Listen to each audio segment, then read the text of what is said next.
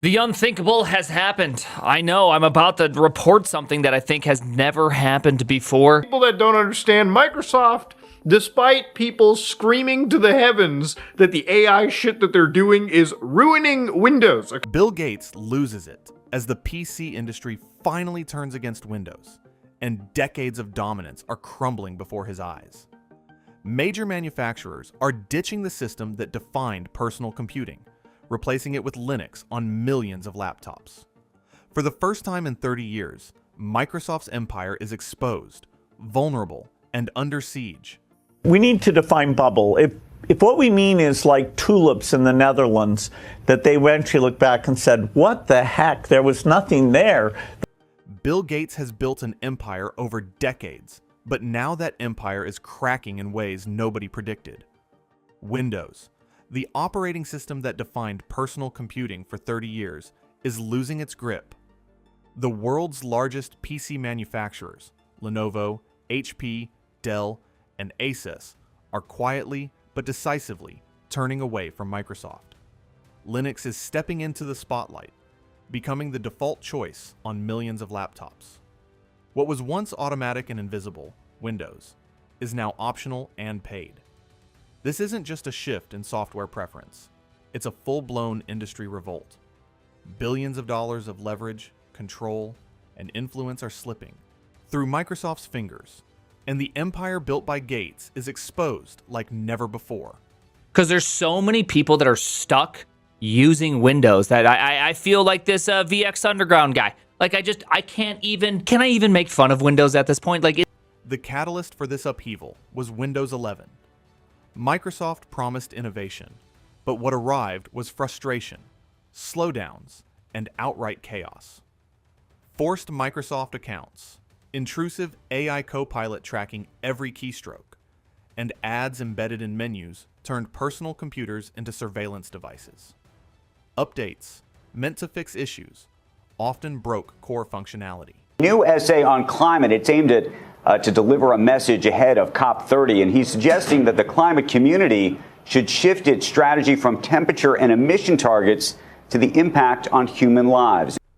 Patch Tuesday in early 2025 created systems that became unusable overnight. Adoption numbers tell the story. By early 2025, only 28% of PCs were running Windows 11, down from 35% adoption goals.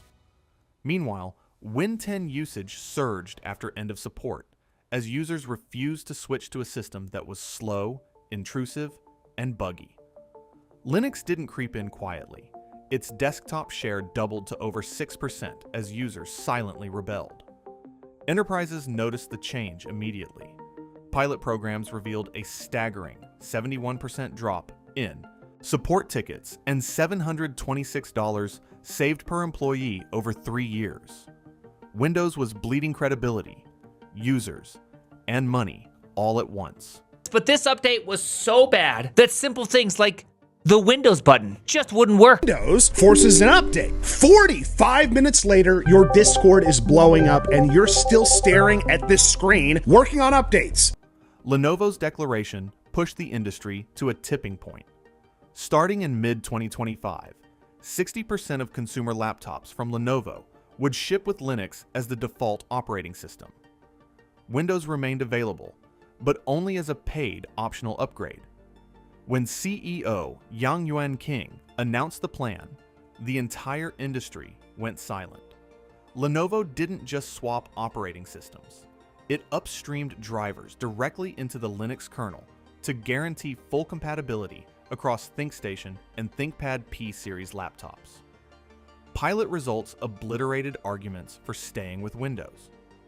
Return rates dropped from 11.4% on Windows 11 laptops to just 2.1% on Linux machines. Support calls fell by 73%. Users rated Linux performance and ease of use far above Windows, even on identical hardware. Every single data point screamed the same truth. Linux runs faster, costs less, and keeps users far happier. We need to define bubble. if what we mean is like tulips in the Netherlands, that they eventually looked back and said, what the heck, there was nothing there, those were just tulips. No, that's not where we are. If you mean it's like the internet bubble, where in the end something very profound happened. The brutal truth Microsoft has kept hidden is staggering. On a typical $400 laptop, Windows isn't just a license fee. OEMs pay $65 for the license, but that's just the entry point. TPM chips, forced RAM minimums, CPU blacklists, and additional hardware mandates inflate costs by another $18 per device. Support calls, processing returned machines, and dealing with frustrated customers add another $20 or more per unit. That $400 laptop loses over $100 just managing Windows. Bloatware compounds the problem. The world was very different. Some companies succeeded, but a lot of the companies were kind of Me Too, fell behind, burning capital companies. Absolutely, there are a ton of these investments that will be dead ends. Microsoft profits from pre-installed trials, subscription prompts, and promotional apps, while OEMs absorb the rage of every frustrated customer. Lenovo spent years crunching the numbers. The verdict was clear. Windows bleeds money, while Linux removes every barrier. Free operating system, faster boot times, cleaner interface, no spying, no forced updates, no hidden fees. The numbers don't lie, and suddenly the PC industry had a real alternative that actually made sense financially. The biggest technical thing ever in my lifetime. I mean, it is so profound, and therefore its influence is hard to overstate. This rebellion wasn't isolated. Dell, HP, and ASUS were quietly running Linux pilots since 2024. They shared data, compared results, and staggered announcements to prevent Microsoft from punishing any single company. When Lenovo refused discounted Windows licenses and marketing funds, it sent a signal to the entire industry. Economics now trumped loyalty. Microsoft could threaten penalties, cut funds, or apply pressure, but the numbers didn't lie. Linux returns were lower, support costs collapsed, and customer satisfaction soared. OEMs discovered they could survive and even thrive without Windows. The default that had built Microsoft's empire was gone, and with it, the invisible control over the PC ecosystem evaporated. Little Windows just being smashed and nothing happened, it just kind of hurts me because there was a day a long time ago when you would be able to take Windows, press enter, and boom, it just launched. Look at this. Look at how fast that is. That's Microsoft Word launching in. For users, the differences were immediate and dramatic. Machines that were perfectly functional suddenly became incompatible with Windows 11 due to TPM restrictions. Copilot tracked actions, updates broke core functionality, and bloatware created constant frustration. Each login felt like an interrogation. Linux offered relief. Machines became fast, intuitive, quiet, and fully under the user's control. Enterprises noticed as well. IT overhead dropped, licensing fees vanished, and Linux adoption promised millions in savings. The psychological impact on Microsoft was brutal. Windows was assumed for decades. Now it was optional, premium, and increasingly unnecessary. This isn't a coincidence. This is a pattern, and it's accelerating. Bill Gates, allegedly watching all this unfold from a high-rise office, faced decades of dominance vanishing in months. Discounts, threats, marketing leverage, nothing worked. The invisible hand Microsoft wielded over OEMs was slipping. The foundation of Windows had never been built on loyalty, and now even that illusion was gone. For the first time, Windows was optional. For the first time, the empire Bill Gates had built was vulnerable and unraveling. You can almost see the private frustration, the memos that didn't go public, the calls that went unanswered. The man who shaped the entire PC industry was powerless as the rules were rewritten without him.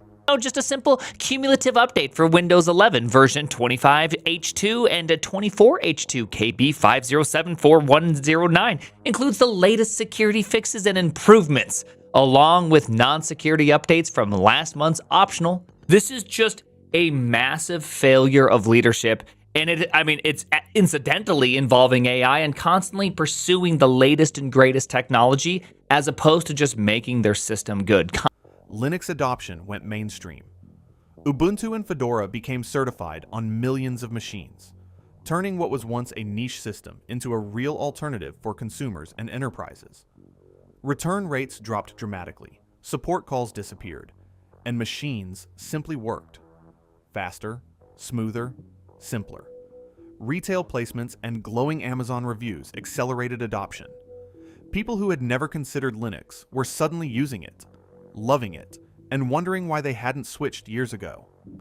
Enterprises saved millions in licensing fees and IT overhead, and Windows was now relegated to a premium optional status. The default had changed, and Microsoft's decades-long monopoly was under historic threat. Microsoft released a bad update. The aftermath is stunning. Windows' untouchable dominance is over. The assumption that every PC runs Windows has evaporated. OEMs collectively rewrote the rules, exposing hidden costs and frustrations that had gone unacknowledged for decades. Consumers have a choice. Enterprises have a choice. Linux thrives where Windows once ruled. Bill Gates' empire, once untouchable, is exposed. Microsoft's control is visibly shattered. The questions remain. Will Microsoft fight back aggressively, or is this the permanent shift the industry has been waiting for? Is the Windows era truly over, or is there a twist yet to come? The PC world will never look the same, and the rebellion that began quietly has already changed everything.